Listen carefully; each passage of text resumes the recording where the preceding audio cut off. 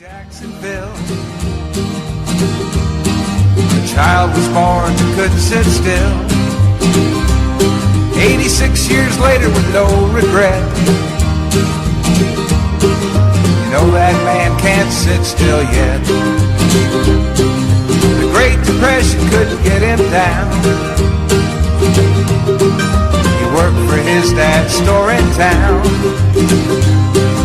collecting money in small amounts for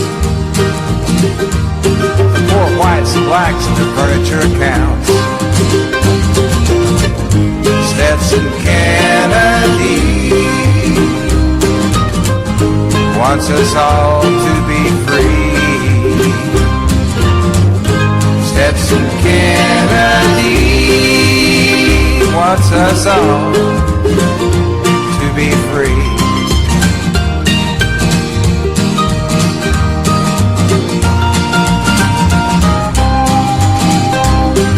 As he'd collect, he'd talk to folks. He'd hear legends, tales, songs, and jokes. Now this fine treasure he'd record and write. He was colorblind, didn't see black and white. Writer's project for the WPA.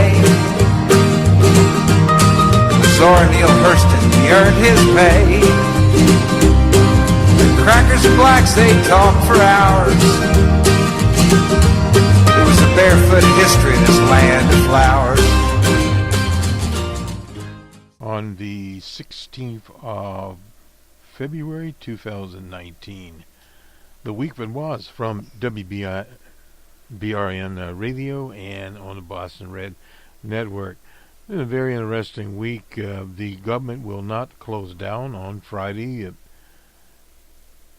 The President, DJ Trump, signed a bill that overwhelmingly passed Congress in what is termed a veto-proof fashion. So in other words, he had no other recourse than to sign the bill. If he had not signed the bill, they would have overridden his veto, and it would have been more embarrassing, but it was a setback. But what he was able to do was sign executive order that gives roughly $8 billion to quote-unquote the wall. Now, stay tuned on that one. There are numerous lawsuits, one coming from the state of California, and there will be numerous others that it is the mission, or it is the constitutional authority of the Congress to pass spending bills. Where he's obtained the money is monies that have already been appropriated for such things as repair to military bases that were damaged, drug addiction, and various other things. So when he is moving this money to build a wall, these other programs will not have the funds that Congress intended. And this will be around the whole lawsuit. And it's a contentious situation in that depending on which court it lands in, and there'll be obviously several jurisdictions. In California, it will probably be in the ninth out there, one of the more progressive circuits, and there probably will also be suits in New York. I'm not sure about the D.C. circuit or not, if there'll be anything going on there. But it will start out, obviously, in the district court, and what I was talking about, the ninth, that's the appeals court there in California. But it will be, as they say, a long and dwelling situation. Probably what will happen, they will sort of stay in this matter, I should say, to stay his order. Now, there have been similar orders out there. One of the most famous ones in history was that Harry S. Truman, because of the national security situation, nationalized the steel industry, some steel mills. And, of course, the courts overruled him on that. In the 70s, I believe it was 1977, Congress enacted legislation to allow executives and presidents in certain instances to do this.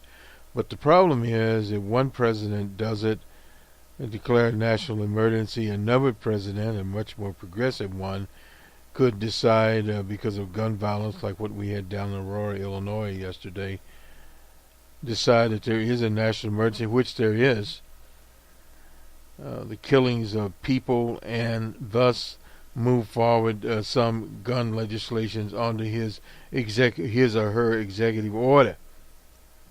And various other things could happen in terms of health care or big pharmaceuticals. All that could be done through executive orders. And this is one reason the Republicans fear this situation, because you have now a DJ Trump administration, but at the same time you're seeing more and more progressive signals, as we saw this week with the Amazon, proposed Amazon headquarters in Queens. It did not materialize. There was political opposition from it, from some politicians, but above all, the residents, grassroots action. Alexandria-Ocasio-Cortez, her district borders this area. It's not her district, it's Representative Maloney. But at the same time, the people there, the activists there, were not in favor of this because of the $3 billion the state of New York would be forced to ante up to Amazon in terms of tax breaks, etc., etc. It would have created thousands of jobs. They said 25,000, who knows, 20,000. But at the same time would have created other types of problems like a housing crisis, building a more upscale housing, the push to convert present housing into more upscale type housing. It would have displaced a lot of people. Workers. We use the word workers here, generic term that a lot of the media said, well, people, but talking about people that work in service industries, etc., that live in that area. So it failed. Amazon pulled out. They blinked, and they decided, and other than go back into sweepstakes, a lot of communities would want that particular situation, jobs. But as the minister from Chicago, Jesse Lewis Jackson, has said numerous times about in terms of jobs, specifically to African Americans, everyone in slavery had a job. If that's your ambition to get a job, you might get one, as he said, but what you want is development, and you want sustainable development. We've been pushing that marker on and on and on, that people realize in communities, when you start talking about sustainable development, you're talking about the types of development in terms of housing and various other things that is sustainable. You don't want, in other words, put in coal-fired power plants. You want sustainable energy plants that wind, solar, etc. You want to look at your development, whatever, say for instance an Amazon. If an Amazon comes in, it is revolving around Amazon, its commercial enterprises. That type of development is not sustainable development. What you want to develop is developers that work in the open source libre software movement, that develop software that is beneficial to society, that can be reused by any enterprise, period. That's what you want to develop. When you look at various cooperatives, local bakeries, candlestick makers, whatever, that sell their wares, and not some gigantic corporation, whether it be Amazon or whatever, that is selling things at the Walmart at the cheapest price. But at the same time, they are pushing distributors, they are pushing manufacturers to the lowest price. Thus, many times you get a product that is not a very good product. And whereas if you have a local store, whether it be a hardware store or whatever, you can go back to that store and return something that didn't work out. Period. So that you can do that at Amazon, but drop it off at a Whole Food. But that's the whole idea of when we get to Twitter King Booker out of the urban ghetto of Newark. What was Twitter King's accomplishment there? He got a Whole Foods in there. Well, yeah, he got it in a food, what they call a food valley, no doubt. But at the same time, how many people in Newark could afford the prices of Whole Foods? He'd have been better off bringing in Aldi. Aldi is a scab outfit, but bringing in some type of store that could provide food, high quality food, livable food, organic foods at a price that the people could afford. That can be done. I once did some work for a grain broker who was in the organic grains. It can be done. Networks are out there, and when you start talking about those issues. So that's the whole idea of developing the community. I can recall a time around where the towers were. Before the towers, we used to have a lot of little radio businesses, and we'd go there to buy vacuum tubes. Well, when they built the towers, cleared them out in the early 70s, those businesses disappeared, and up went the towers, because then the towers came down. But that's not that's the issue. The issue is sustainable development. Many of the things they are building now are not sustainable. These are palaces to a class at one particular time.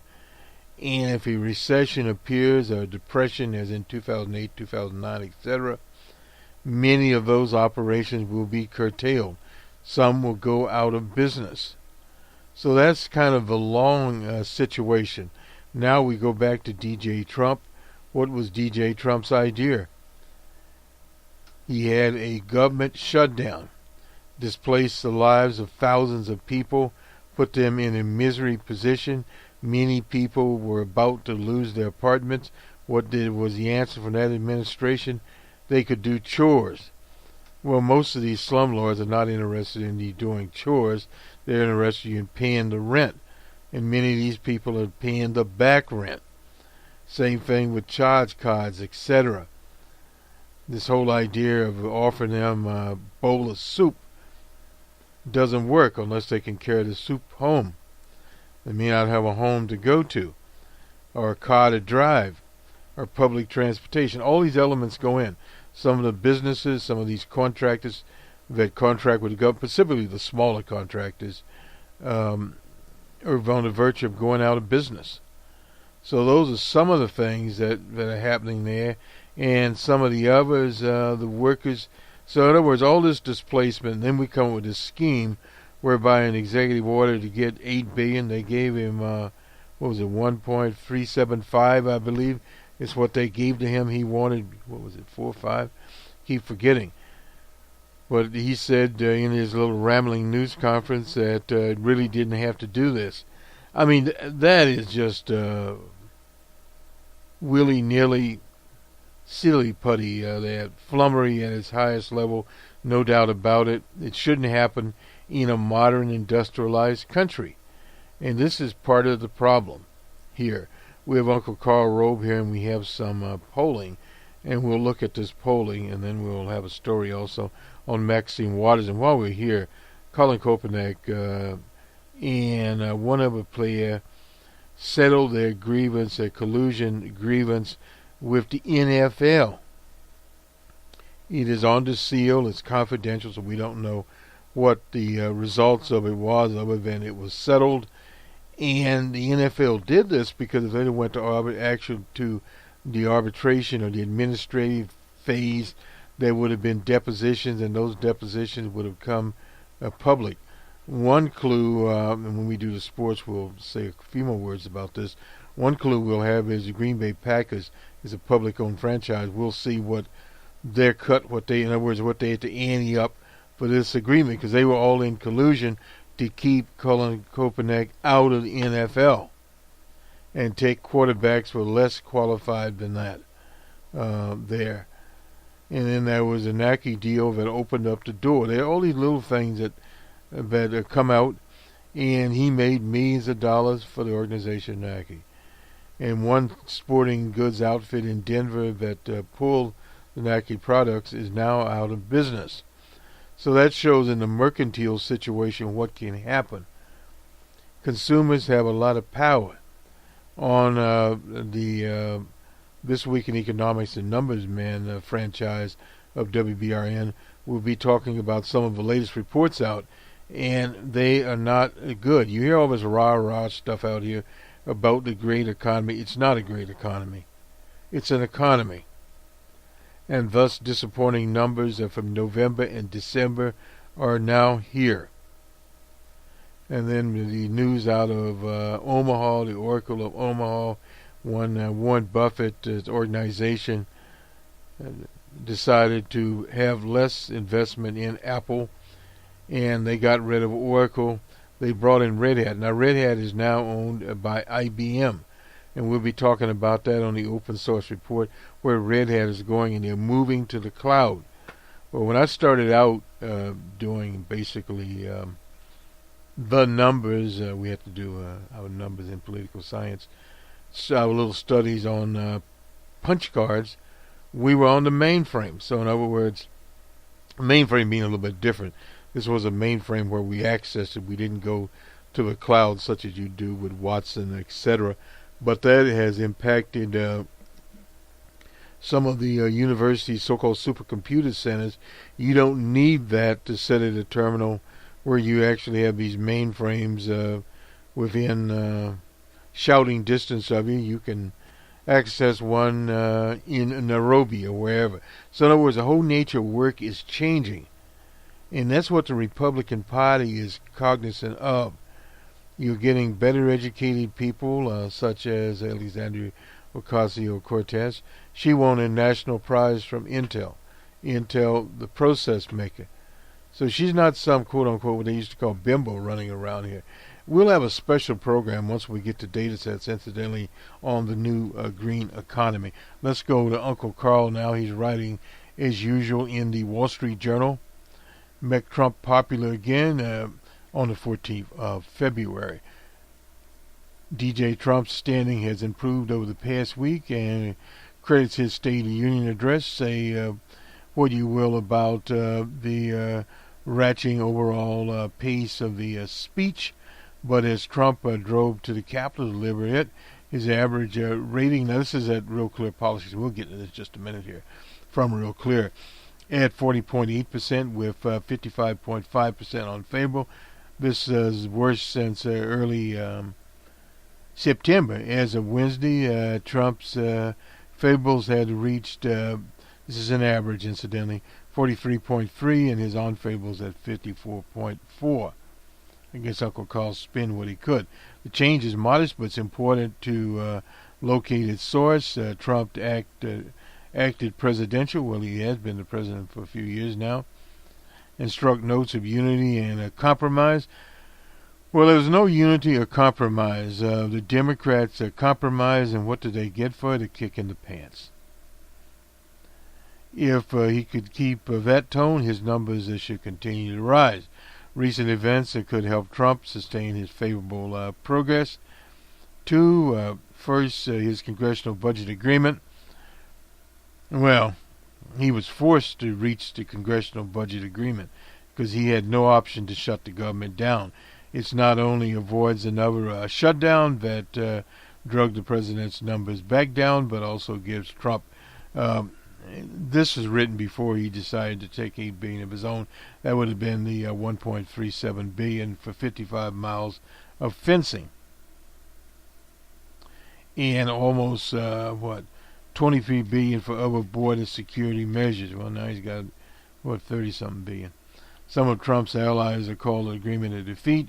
Most of the president's supporters, however, will believe the president if he says it's not. They want forward progress. They get it when the new $1.376 billion is used for the wall. And that's because the president repurposed unspended Homeland Security money to pay for more miles of barrier, since the Speaker, Nancy Pelosi, vowed to give nothing for the wall. Trump can legitimately claim he won. Well, he always claims that. Second was a grilling of the acting Attorney General Matthew Whitaker. What did the 6 hours of Democratic rectoring and interrupting and demanding and insulting and showboating yield? Well, not much unless you listen to the hearings. Whitaker's testimony hadn't interfered with a special counsel Mueller's investigation or briefed the White House on the probe. When Democrats hammered him for not recusing himself from overseeing the special counsel office, he appeared by revealing that he acted on the advice of ethics lawyers. And with rapid firing questions with no time for answers, tactic aired live on cable TV, what's always on there. Democrats achieved the near impossible. They made Whitaker into a sympathetic figure. This is their approach to the multitude of investigations that they unleashed in the months ahead. Democrats could make the Republican, the GOP overreaching in the Clinton impeachment look like a model of deportment.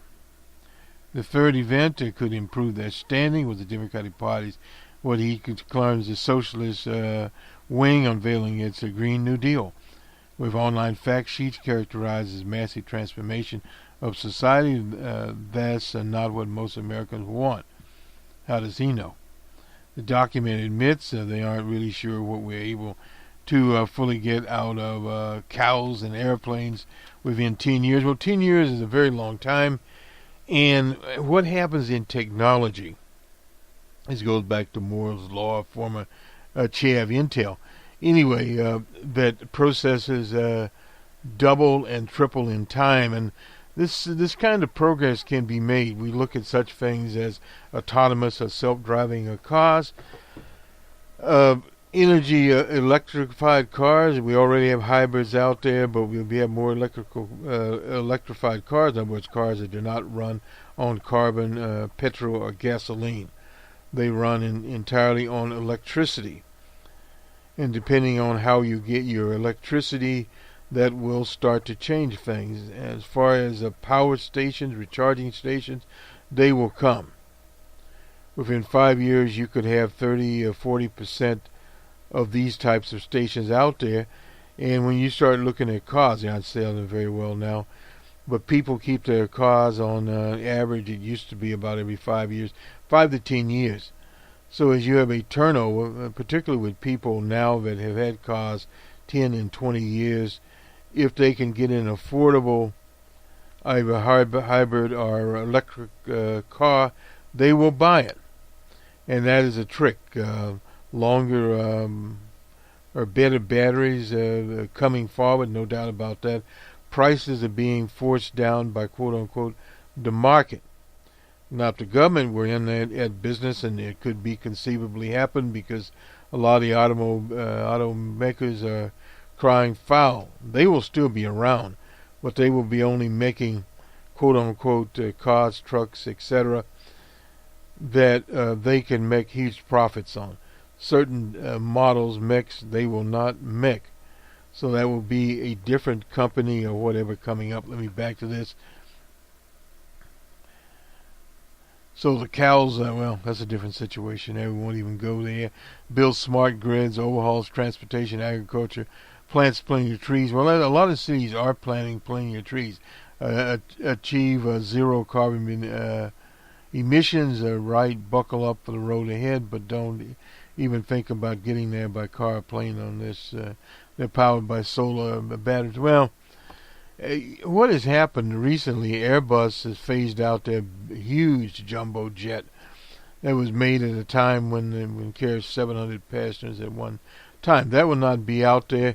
The last one will roll off in roughly 2 years' time. They're going now to smaller planes. Smaller planes use less fuel. And also, depending on where you're traveling, as more and more fast trains they have in Japan and Europe and in China come in that run over 100 miles an hour, you need fewer planes for the shorter trips. Now, in places like Alaska, but you're using small planes there. So you're going to see changes in airlines. In airlines. Now, as far as global trips are concerned, well, again, you'll have some of that. But today, with the type of telecommunications we have, even the business travelers are traveling less. Documents are also nutty in that the proposal's lead sponsor, again, that's AOC, took them down. Well, again, this was, I'm not sure what was going on there. But it's a non-binding resolution. She introduced repeats many of the extreme proposals, including generating all U.S. power through reusables in 10 years. This is just an idea. They won't be able to generate all, but again, as these coal-powered plants go off of line and they come into gas-powered plants, they'll just redo the definition of gas. Overhauling transportation by phasing out the use of gasoline-powered cars and trucks, and somewhat stopping current prevailing future and repairing historic oppression. The various groups there, women, the unhoused, the youth. Well, you're starting to see in many cities this whole crisis of the veterans, which is getting to be smaller every day. The VA is solving that problem, getting veterans into stable housing through their own veteran. I was talking to a gentleman on the T that had one of those vouchers. Anyway, that problem is being solved. And also you having a situation in terms of demographics as senior citizens move on. Many of the areas where senior citizens now occupy will be occupied there. And the overall distribution of people. We're seeing in many cities where people are moving into cities, particularly where these high-tech operations are, and other people will either move out or there has to be moratoriums, rent controls, etc. Let me finish up. To put the Democrats on record, Senate Leader McConnell thinks he's smart, has pledged to hold a vote on the measure. Well, yeah, they'll get a vote on the measure. Let's take care of this other little stuff here.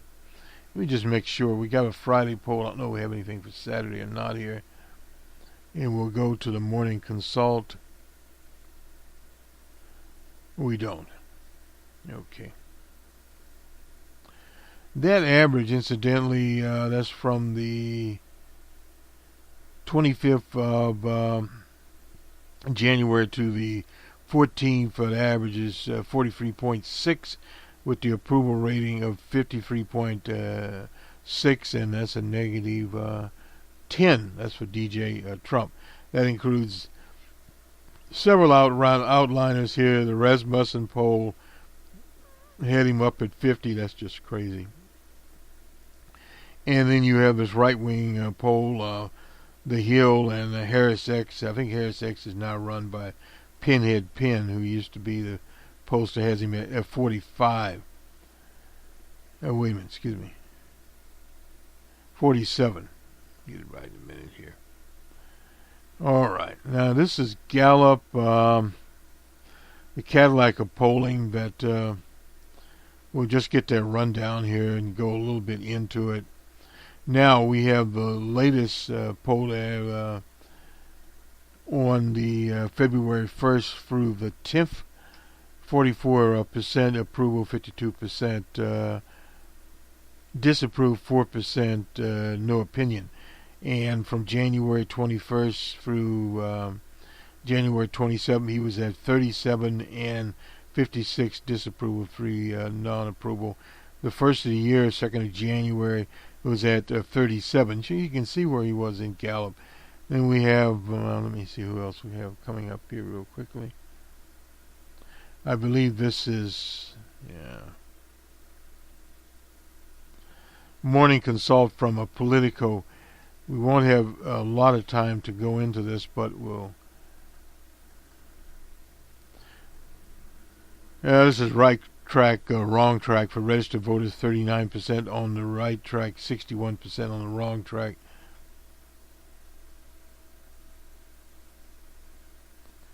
And let's see what we got in here. Europeans, 43% in the poll on the wrong track, 57% the right track. We'll give the right track first here where we get back to them. 43% on the right track, 57% on the wrong track. And let me see, we don't. Okay, African Americans, 21% on the right track, 79% on the wrong track. So much for that. Those would be euphemistic called tabs. And now, generally speaking, would you say that things in the country are going in the right direction, or have they pretty seriously gotten off on the wrong track? The registered voters, 49%, the right direction, 61% wrong direction.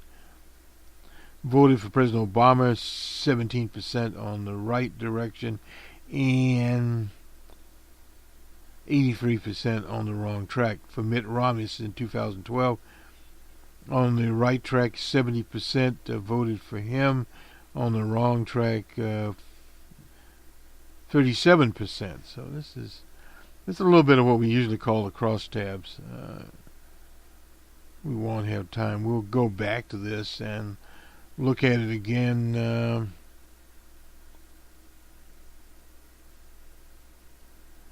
Trust of registered voters, 35% in Congress. Democrats in Congress, 45% to Republicans, and 19% didn't have an opinion. Of Europeans, 31% trust the... Well, there are a lot of crosstabs. A lot of crosstabs here. We'll go back to this. In Mitt Romney, we got all that out of the way. Okay, did vote. This is 2012. These are the crosstabs. Generational poor, we won't report that. We'll come back to this on the Monday Morning Quarterback again, and hopefully we'll have more time to do the crosstabs.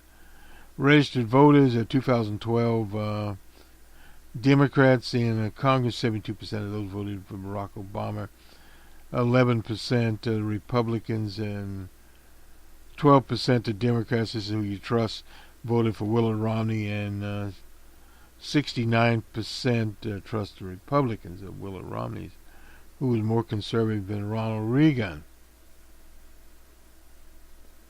A lot of crosstabs here. This is pretty involved survey. 2016, how important of a priority should each of the following be for Congress? And immigration reform bill. Let me get that right. Those that voted for Hillary Clinton, 42%.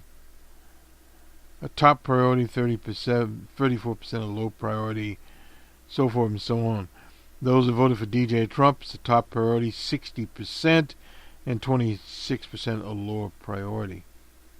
And you can see why that issue is out there. We'll just leave it where it is. Let's see what else we got here. And continue to check our time. We're going to have to let this short and do the sports.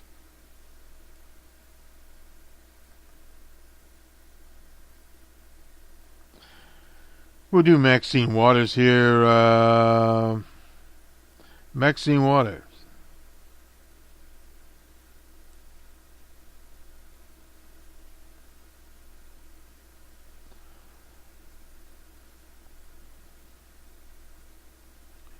On the powerful committee, this is the LA Times, has toiled for 27 years in Congress for a moment last month when she presided over the powerful House Finance Services Committee for the first time as the chair. She wanted to make sure everything was perfect, so the LA Democrat, cleared her throat. The committee will come to order, but after quickly promising a new agenda under her leadership, Waters made a subtle move to defuse potential obstacle to her success. A core of high-profile freshman types on the panel. She took a few minutes at the January 30th meeting to specifically single out new Democratic committee members, introducing each one by highlighting where they were. Oh, she's 80 years old now, has become known as Auntie Max, a leader of the liberal resistance to DJ Trump. And on that committee, she must bounce it. She has AOC, Ms. Alexandria-Ocasio-Cortez, Katie Porter from Southern California,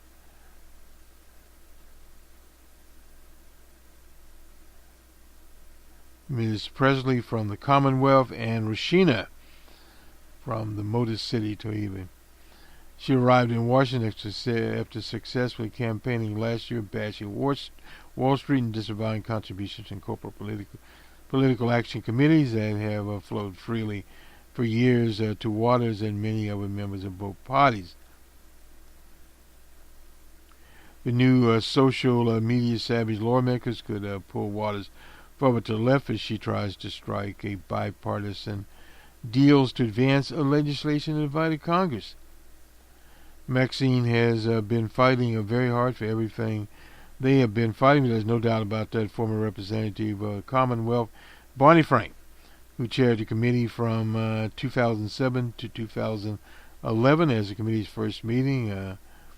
Ocasio-Cortez praised Auntie Waters for her leadership and her graciousness. Then she came to defense as committee Republicans pushed to codify what they would get a 48-hour notice from Waters when she exercises her unilateral authority as a chair to issue subpoenas or launch investigations. We should hold you and give you the same exact discretion that previous chairs were given as well. That's what Ocasio, a very smart young lady there. There will be moments of misunderstandings. There will be times that they really think they have a point of view that has not been approached, she said, but there will be all of that, and my job is to manage that. Waters' office filled with awards, books, photos of Nelson Mandela, President Obama, other famous figures. Contrast to sparse anyway. Freshmen always have sparse accommodations. The longer you've been around, the bigger office you get. The plans to, this is Representative Waters, plans to do legislation, undo some of the industry-friendly changes made by the Trump administration appointees to the Consumer Financial Protection Bureau, including restoring the enforcement power to the agency's Fair Lending Office and establish a new office dedicated to policing student loans. Waters has similar legislation to reverse changes made by Uncle Ben Carlson of Housing and Urban Development. Waters wants to tackle the problem of homelessness. The committee held a meeting on Wednesday on that topic. She is readying legislation that provide $13.3 billion over 5 years in funding to federal program initiatives seeking to prevent homelessness. Let me finish this up here. And Brad Sherman, he is from Porter Ranch, who served on a committee with Waters for 22 years, said decisions should be up to each member. The topics haven't caused any tensions there. Maloney accepts, that's the district that was in, PAC money and agrees it should be a personal decision. That's their philosophy. Young ones don't take it, Maloney said, and they have lots of energy and a lot of passion, a lot of desire to help people they represent, and I think that is a good idea. It is Competent Waters, who is called the wily legislative operator, can navigate the minds, no doubt about that. Maxine Waters is one to navigate the minds. Let's do the sports and finish this up. Go to ESPN. We already touched on Colin Kaepernick. We'll have more on him on the Monday morning quarterback.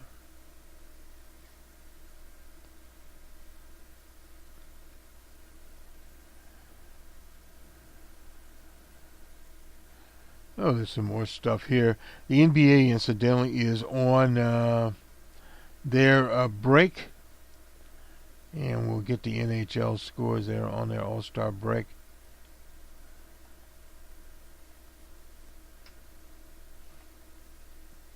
This will be from Friday night. In the National Hockey League, the Rangers were at the Sabres. Rangers 6-2. The Oilers at the Hurricanes. It was Hurricanes 3-1. The Devils were at the Wild. In an overtime game, it was the Devils 5-4. The Bruins and the Ducks. They shut the Ducks out 3-0. And on to men's college. Oops, let's see what's going down here. We had one game. Toledo and Buffalo 88-82, high-scoring game there in men's hoops. As we go on to the women's part of the schedule, this is NCAA. Well, we got a few here. The Oregon State and the Oregon Ducks. It was Oregon 77-68. Marquette and St. John's. It was St. John's 81-74. Stanford and UCLA. It was Stanford 65-51. And finally, Colorado and Arizona State. It was Arizona State 66-49. This will do it for us. We'll see you on the Monday Morning Quarterback on the political side of our coin here at the Boston Red Network. On the numbers man side, we'll see you this weekend also. And on our technical side, the open source report, that will come out this weekend also. Have a good weekend, everyone. Happy Valentine's Day, in case we missed anyone. And we roll on here. Incidentally, the elections in Nigeria that were scheduled for today have been postponed for a week because of irregularities.